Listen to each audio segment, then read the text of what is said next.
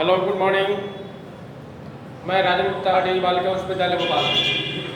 आज हम लोग सामाजिक विज्ञान के अंतर्गत इतिहास के विषय से कुछ जानकारी प्राप्त करेंगे। इतिहास का पहला अध्याय, जिसका नाम भौगोलिक खोज है, इसके बारे में कुछ हम लोग जानकारी प्राप्त करेंगे। देखिए, भौगोलिक खोज इसे कहते हैं। पृथ्वी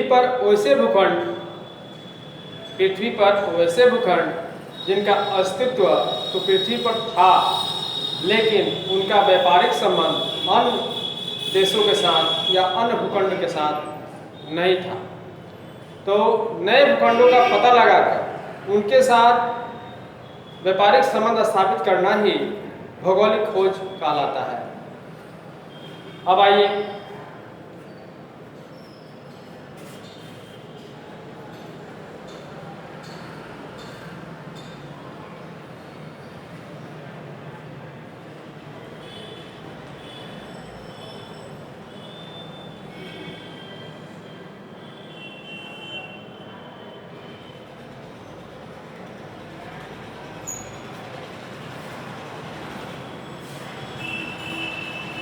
भारत जो देश था, भारत देश के साथ जो है अरब और ईरान वासी व्यापारिक संबंध स्थापित कर चुके थे।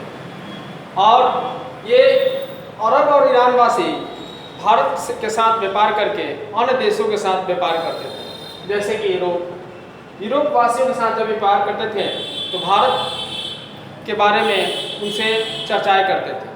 और भारत को जो है सोने की चिड़िया की संज्ञा दी गई थी, क्योंकि भारत में प्रचुर मात्रा में प्राकृतिक संसाधन जो है मौजूद है।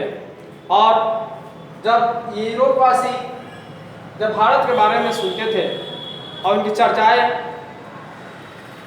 जब सुनते थे तो उनको मन ही मन यह अभिलाषा होती थी, यह इच्छा होती थी कि काश हम लोग भी जो है भारत के साथ व्यापारिक संबंध स्थापित करते। इन्हीं अभिलाषा और जिज्ञासा के साथ जो है वास्को डी गामा और कोलंबस भारत की खोज पर निकले। सबसे पहले हम लोग कोलंबस का जो है व्याख्या करेंगे।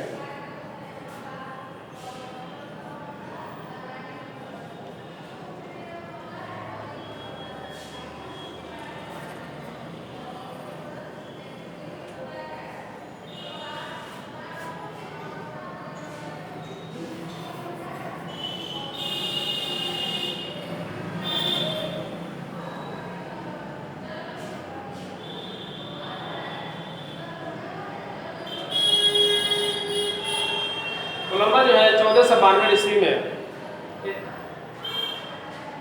यूरोप से निकला, जो कि स्पेन वासी था।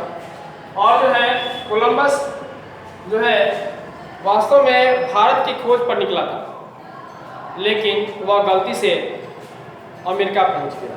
क्योंकि उस समय दिशा सूचक केंद्र का आविष्कार नहीं हो पाया था, वह समुद्र में मार्ग भटक गया। और मार्ग भटकने के बाद वह जो है सीधे अमेरिका पहुंच गया। और अमेरिका पहुंचने के बाद उसने देखा कि वहाँ के लोग गोरे थे और रेड कलर के थे, थोड़ा वाइट और लालिमा लिए हुए थे। तो उसने वहाँ के लोगों को रेड इंडियन के नाम से संबोधित किया।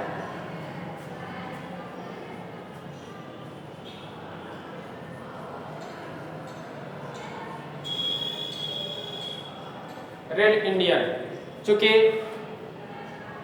वास्को डी गामा, क्योंकि कोलंबस जो था वह भारत की खोज पर ही निकला था, लेकिन वह गलती से अमेरिका पहुंच गया। पहुंचने के बाद भी वह उसके मन में यही इच्छा थी कि हमने जो है भारत की खोज कर दी, लेकिन वह गलती से जो है अमेरिका पहुंच गया। और पहुंचने के बाद उसने वहाँ के लोगों को रेड इंडियन के नाम से संबोधित किया। देखिए,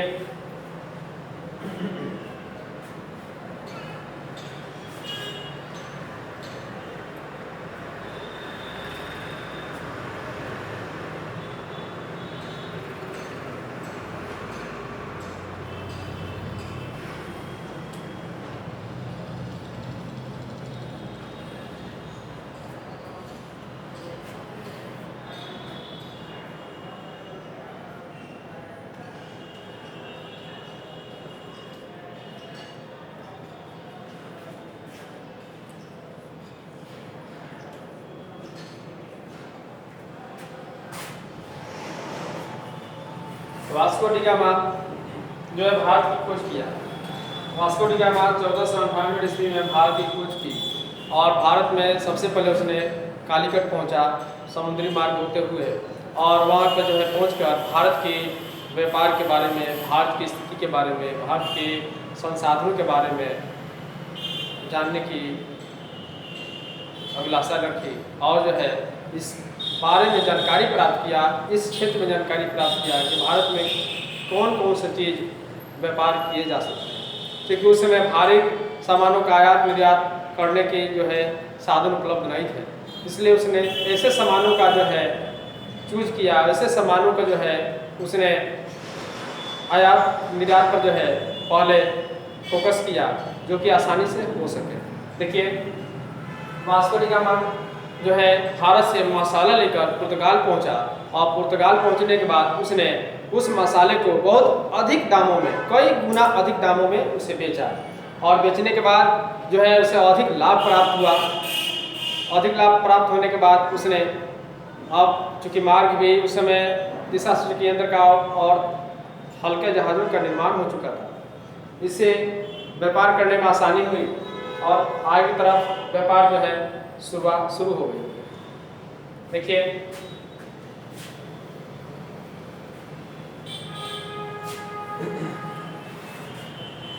इस भौगोलिक खोज में व्यापार इतनी आसानी से शुरू नहीं हो पाई। देखिए इधर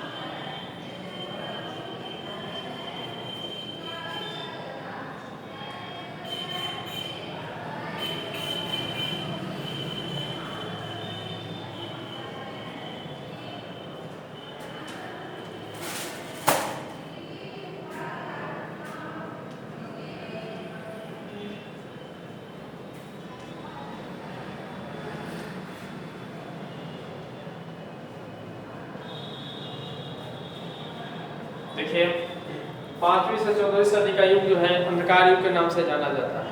5वीं से 14वीं सदी में जो है इस युग को जो है अंधकार युग इसलिए कहा गया है क्योंकि उस समय बौद्धिक क्षमता, बौद्धिक विकास, व्यापार सारे क्षेत्रों में जो है लगभग अंधकार छा गया था। अर्थात ये कार्य जो है धीमी हो गई थी, रुक गई थी और बौद्धिक क्षमता पर जो है लोगों के बौद्धिक क्षमता पर धर्मावलंबियों का जो है अधिकार हो गया। धर्मावलंबी में चर्च जो है, ईसाई धर्म जो है में बहुत से बाहर फैल चुके थे। लोगों के दिलों और दिमाग में अंधविश्वास जो है छा गया था। देखिए उसके बाद 15वीं से 16वीं सदी के बीच में नए विचारधारा लोगों का आगमन हुआ। नए विचारों से लोगों को जो है अवगत कराया गया। लोग जो उनसे प्रभावित हुए और उनको एक जन संदेश के रूप में यह संदेश दिया गया कि ये बाहर डमरों से, धर्मावलंबियों से जो है आप लोग इसका साथ छोड़िए और जो है विकास की तरफ अग्रसर हुए। लोगों को जो है बौद्धिक क्षमताओं का जो है धीरे धीरे विकास होना शुरू हुआ और देश जो है आधुनिक युग की ओर अग्रसर हुआ। इस सदी को जो है 15वीं से 16वीं सदी के युग को आधुनिक युग के भी नाम से जाना जाता है, जिसे पुनर्जागरण भी कहा जाता है। पुनर्जागरण का अर्थ होता है फिर से जाग जाना, पुनः जाग जाना। अर्थात जो भी विकास के कार्य अवरुद्ध हो चुके थे, उसका मार्ग जो है बंद हो चुके थे, वह जो है खुलना शुरू हो गया। इसे पुनर्जागरण या आधुनिक युग के नाम से जाना जाता है।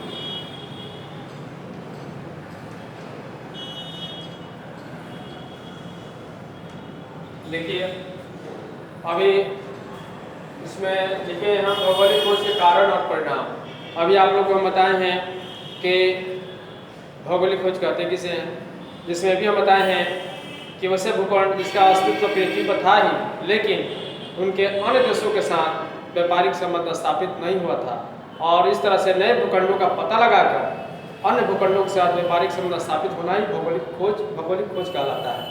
देखिए तो इसमें भौगोलिक खोज के क्या कारण थे? भौगोलिक खोज के कारण थे नए भूखंडों का पता लगाना, उनके साथ व्यापारिक संबंध स्थापित करना, नए चीज़ों का खोज करना, जैसे कि नए चीज़ों को प्राप्त करना, नए चीज़ों का प्रचार प्रसार करना, जैसे कि मान लीजिए ईसाई धर्म का प्रचार प्रसार करना, सोने चांदी की प्राप्ति करना, अपने आर्थिक स्थिति को बढ़िया बनाना, अच्छा बनाना, यह मुख्य कारण है। देखिए और इसके परिणाम क्या हुए? इसके परिणाम में आइए तो देखा जाए, इसके सांस्कृतिक परिणाम थे, राजनीतिक परिणाम थे, धार्मिक परिणाम थे, और इसमें मुख्य रूप से कह सकते हैं कि मान लीजिए वे देश ही, देखा जाए इतिहास में तो ऐसा लगता है कि वे देश ही ज़्यादातर नए देशों के साथ व्यापारिक संबंध स्थापित किए, नए देशों के भूखंडों का पता लगाए जो कि समुद्र के किनार पर बसे हुए थे, जो समुद्र के किनारे पे स्थित है। देखिए बच्चों, आप लोग भौगोलिक खोज में जो भी क्वेश्चन है या जहाँ पर भी कोई आप लोग को ऐसा लगे कि हमें ये पॉइंट समझ में नहीं आ रहा है, आप लोग हमें कमेंट करें, हमसे आप लोग ऑनलाइन सीधे रूप से आप लोग हमसे प्रश्न पूछ सकते हैं, इसके जवाब पा सकते हैं। आज के लिए भौगोलिक खोज में इतना ही। आगे जो है हम लोग अगले विषय पे चर्चा करें। धन्यवाद।